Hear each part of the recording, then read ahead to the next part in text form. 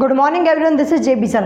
अब इस क्वेश्चन में थोड़े से वेरिएशंस आने वाले हैं, मतलब थोड़े डिफरेंट टाइप के क्वेश्चन आने वाले हैं।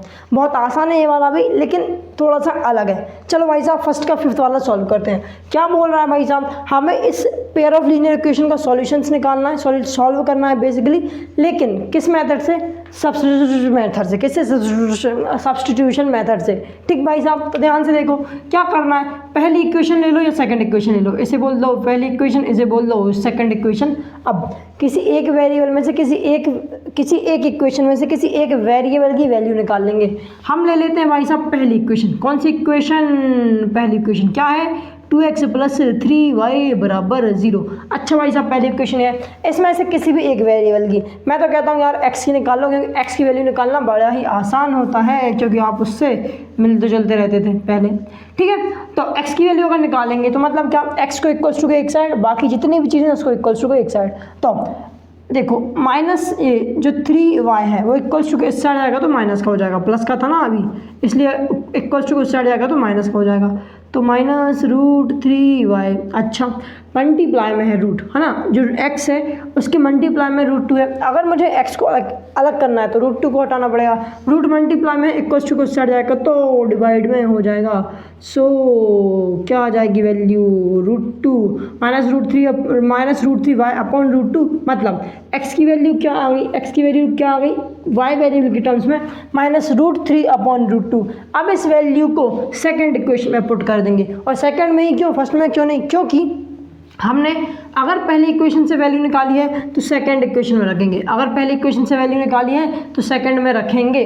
ठीक है, तो रखते हैं भाई साहब फटाफट से। सो x की जगह रखना है, ठीक है, तो √3 देख लेना, √3 पहले ही लगा है। x की जगह ये पूरा का पूरा रख दो। क्या रख देंगे? -√3 अपॉन √2y। ओके, माइनस का साइन है, माइनस लगा, √8y = 0। हाँ जी भाई साहब बिल्कुल सही है। अब इसको थोड़ा मल्टीप्लाई करते हैं। √3 और √3 जब मल्टीप्लाई होता है तो क्या हो जाता है? 3 हो जाता है। तो देखो माइनस का साइन लगा था तो लगा रहने दो, √3 हो जाएगा 3, डिनोमिनेटर में √2 है, √2 लगा रहने दो, y है तो y लगा रहने दो, -√8y = 0। अच्छा जी, हाँ जी बिल्कुल यही सही बात है। अब ध्यान से देखो, ये भी y वाली टर्म है, ये वाली y वाली टर्म है, इन दोनों का क्या करो, पहले तो एलसीएम ले लो डिनोमिनेटर का। एलसीएम ले लोगे तो सॉल्यूशन हो सकते हैं। तो करते हैं भाई साहब, 1 और √2 का एलसीएम क्या होगा? अरे सीधी सी बात है, सिंपल सी चीज़ है, √2 ही इन दोनों का एलसीएम होगा। अब सोचो √2 में ऐसा क्या मल्टीप्लाई करूँ? हम अगर एलसीएम निकालते हैं तो मैं एलसीएम को डिनोमिनेटर को सेम बनाना होता है। तो √2 में ऐसा क्या मल्टीप्लाई करूँ कि √2 हो जाए? अगर √2 में 1 का मल्टीप्लाई करता हूँ, किसका यारा? 1 का। अरे किसका? 1 का। अबे किसका? 1 का। अगर 1 का मल्टीप्लाई करते हैं तो √2 ही बनेगा। नीचे जो मल्टीप्लाई किया ऊपर ही वही मल्टीप्लाई करना पड़ेगा, सॉरी 1 ना। सो -3 मल्टीप्लाई बाय 1 क्या हो जाएगा? -3, और y है तो y लगाना ही पड़ेगा, बिल्कुल सही बात है। 1 में क्या मल्टीप्लाई करो कि √2 बन जाए? अगर 1 में √2 मल्टीप्लाई करूंगा तो √2 बन जाएगा, जो नीचे मल्टीप्लाई किया वही ऊपर मल्टीप्लाई करेंगे। तो देखो माइनस का √8y था, √2 मल्टीप्लाई करोगे √8 में तो √16 हो जाएगा। कितना यारा? √16, y है तो y लगा रहने दो। अब अगर मैं नोटिस करूं, मुझे एक बात पता है, 16 किसका स्क्वायर होता है? 16 4 का स्क्वायर होता है। अगर 16 4 का स्क्वायर होता है तो 16 का स्क्वायर रूट 4 होगा, बिल्कुल सही बात है। तो देखो √16 को मैं क्या लिख सकता हूँ? 4 लिख सकता हूँ। तो लिखना पहले तो इक्वल टू में 0 लगाओ। सो -3y -4y अपॉन √2 = 0। √2 तो डिवाइड में है, इक्वल टू के उस साइड आएगा तो मल्टीप्लाई में हो जाएगा। ठीक है, और -3y कितना हो जाएगा? -7y = 0 मल्टीप्लाई बाय √2 है। √2 0 से मल्टीप्लाई होगा तो 0 ही बना देगा। अच्छा 0 लिख दो फिर इसको।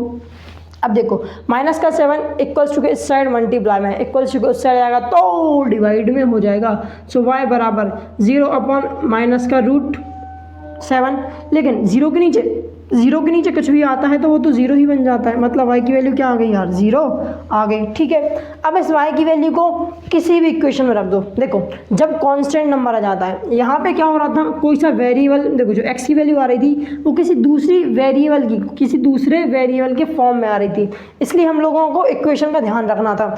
अब देखो 0 आ गया, या कोई भी कांस्टेंट नंबर आ जाता है, जब कांस्टेंट नंबर आ जाता है किसी वेरिएबल की वैल्यू तो आप कोई भी इक्वेशन रख सकते हो। मान लो कि मैं इस इक्वेशन को फर्स्ट में रखता हूँ, put the value of Y in equation first, पहली इक्वेशन में रख देते हैं, कोई दिक्कत नहीं, पहले पे रख दो, ठीक है। सो √2x था तो √2x लिखा, रहने दो, x की ही वैल्यू चेंज कर दी ना, हाँ ठीक है, प्लस √3 के मल्टीप्लाई में y है इक्वल्स टू पे 0 है तो 0 लिख रहने दो, √3 को 0 से मल्टीप्लाई करोगे तो 0 हो जाएगा। सो √2x + 0 बराबर 0, ठीक भाई साहब। देखो ये सब कुछ तो 0 0 0 ही हो जाएगा, जब इसको हटा दूँ कोई दिक्कत नहीं, √2 मल्टीप्लाई में है इक्वल्स टू उससे आ जाएगा तो डिवाइड में हो जाएगा। सो x बराबर 0/√2, 0/√2 का मतलब क्या 0, क्योंकि 0 के डिवाइड में कुछ भी आए तो वो 0 ही हो जाता है। तो यहाँ से हमें क्या मिल गया 0,0, मतलब मैं बोल सकता हूँ कि भाई साहब जो x की वैल्यू 0 और y की वैल्यू 0 इस इक्वेशन, इस पेयर ऑफ इक्वेशंस के सॉल्यूशंस होंगे। क्या मेरी बात समझ आई? स्क्रीनशॉट लो। अगर वीडियो पसंद आई तो वीडियो को लाइक करो, क्वेश्चन समझ आया तो वीडियो को लाइक करो, चैनल सब्सक्राइब करो। मिलते हैं नेक्स्ट वीडियो में, तब तक के लिए bye bye, have a good day.